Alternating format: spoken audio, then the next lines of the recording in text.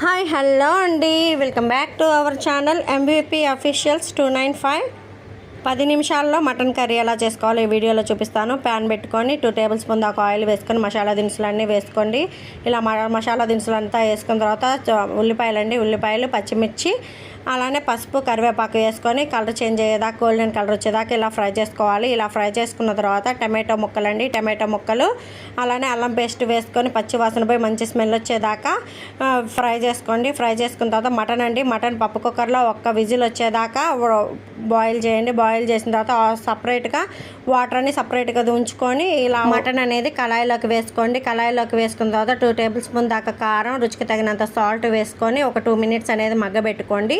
ఇలా మగ్గబెట్టుకున్న తర్వాత మనం సపరేట్ చేసాం కదా మటన్ వాటర్ అనేది ఇందులోకి పోసుకొని బాగా ఒక 10 మినిట్స్ కుక్ చేసుకోండి. ఇలా 10 మినిట్స్ కుక్ చేసుకున్న ధనియాల పౌడర్ వేసుకొని సర్వ్ చేసుకోవడమే. వీడియో నచ్చితే లైక్